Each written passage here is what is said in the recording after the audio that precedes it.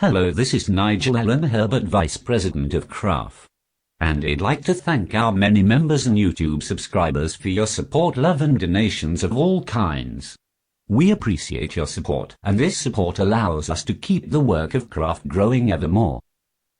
Today I'd like to speak about not just about anime, but also a little about animation in general. Specifically the decline of most of anime today. And something I would like to call the Scheimer effect. In the office here I and two of our colleagues, one male one female, were watching the anime Cute Magical Earth Defense Justice League, or whatever the hell gender swap Sailor Moon one nab show is named. The reaction from all three of us was, what the fuck are we watching? A bunch of pretty boys dressing up in obvious Sailor Moon rip-off uniforms, prancing around switching their little asses to make the fan sluts swoon. And I said, is this what it's come to? We went from really quality stuff like Trigun, Cowboy Bebop and even the real original Sailor Moon, even though I personally never cared for the show, but it was done with finesse, going from great shows like that to being force-fed a buffet by shonen. Heck, even an old Pokemon or Yu-Gi-Oh episode has more character than this pile of crap. Seriously. Well, then again, it'd not go that far. Then in searching on Google for my usual fix of commentary from the great John K. Kricfalusai, I stumbled onto an article he did on what was the most depressing animated film studio he worked for. It was none other than the infamous Schlockhaus Filmation. Yes, the same Filmation that gave you the likes of the original Superman TV cartoons, the original Batman TV cartoons, the original Teen Titans before Warner Brothers turned it to a faggoty one-nab anime show. The Fat Albert and the Cosby Kids, starring once beloved TV father figure cum social educator turned well-known international rapist Bill Cosby. The Archies, the Groovy Ghoulies, the Tom and Jerry non-comedy show, the fake Ghostbusters. And the most enduring legacy of the studio, those god-awful 30-minute cartoon infomercials He-Man and his sister She-Ra. The studio, where John K. co-hosted Uncle Eddie Fitzgerald and other future greats of animation cut their teeth in the professional animation business, was founded by three men, Hal Sutherland, Lou Scheimer, and later Norman Prescott. However, Scheimer was the main force behind the studio from its start in the early 60s to 1989. Using cost-conscious extreme limited animation, Scheimer pioneered and popularized then-modern first-run Saturday morning and weekday cartoons, and added social messages to appease child advocates. Prior to the 1960s, most television cartoons were rebroadcasts of theatrical short features featuring full movement animation, total non-stop action, and well-written dialogue. However, as the big Hollywood studios got out of making cartoons, unemployed cartoon producers like Tom and Jerry's Bill Harmer and Joe Barbera utilized TV as the new frontier of animation, cutting costs and movements and creating primetime hit shows like Huckleberry Hound and the Flintstones. Scheimer, who worked with the likes of Chuck Jones, Walter Lantz and once worked for HB in the early days, took it a step further, creating shows that had more limited animation, more crappy dialogue, and added the use of preachy social messages as the cherry on the cake to appease TV watchdogs and child advocates that couldn't distinguish the fantasy of cartoons from the reality.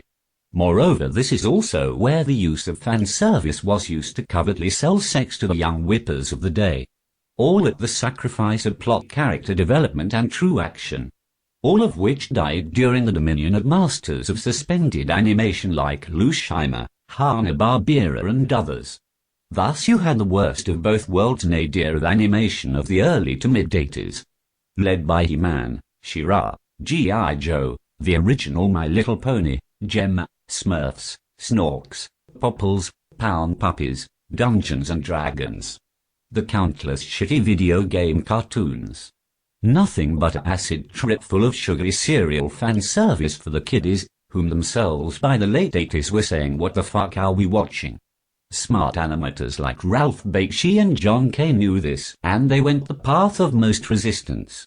The creator-driven animated series movement started by Ralph Bakshi and John K. and Bruce Timm, and Matt Groening reclaimed animation for the true animators with a revival of true animation made for TV with fresh thinking. However, sadly, some 15 years later, many, though not all, of the masterminds of the movement have been thrown out by younger executives that knew nothing of how hard animation creators had to work to make animation reputable again. How to make animation respected again. And that's why everything new over the last 15, 16 years has either tried to be either a fake anime, diluted South Park, a retread, an 80s riff, or a Scheimer-esque, new sincerity, socially conscious cartoon commercial. Bronies, you know what the fuck I'm talking about. It seems that us in the general animation community that desire quality can't get a break anymore. The Stuart Snyders of the world basically took the time-honored family recipe for what made the animation universe respectful and successful during the said creator-driven animation movement of the 90s, and shredded it like it had been of no value. And took everything back either to the 80s or the Stone Age. No wonder why the likes of John Kay and Eddie Fitzgerald lament about the shitty condition of most animation today. Especially those made by people that would rather go back to the time when cartoons were bad. Yes, you 80s fanboys, get out of your hallucination. Your era of so-called animation was nothing more than a celebration of poorly made, poorly drawn, poorly written and poorly animated bullshit from Lou Scheimer, Hanna-Barbera, Ruby Spears, Marvel, Deke, Rankin Bass, most of Nelvana, TMS, and even Disney early on. 90% of it sucked hairy sweaty ass and hairy, sweaty, smelly balls. This Pandora's box of shitty product was spearheaded by Lou Scheimer and his philosophy of risk adversity, funny concern, repetitiveness in all elements of animation, and gratuitous fan service both male and female. And the Scheimer standard is being shared as the standard of the majority of Japanese animation today. Look at what has been force-fed by the anime industry to us. Poorly drawn, poorly animated, poorly colored bullshit that shall be seen by anyone between the ages of 1 second to infinity. Slutty females with whose only character development is the rack above their stomach. Twicking like Miley Cyrus on a caffeine bender.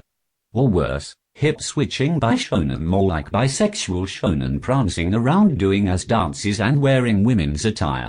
This is ridiculous. For every Full Metal Alchemist Brotherhood or Yugo the Negotiator we have 100 Utapris, or Chicken Boaboo Love, that is that Magic Earth Defense Department Justice League ass switching yaoi pretty boy waste of airtime. Thank you, Lou Scheimer. You made cartoons suck. Now people in Japan have learned from your legacy and have to make anime suck. Thanks a lot, Lou.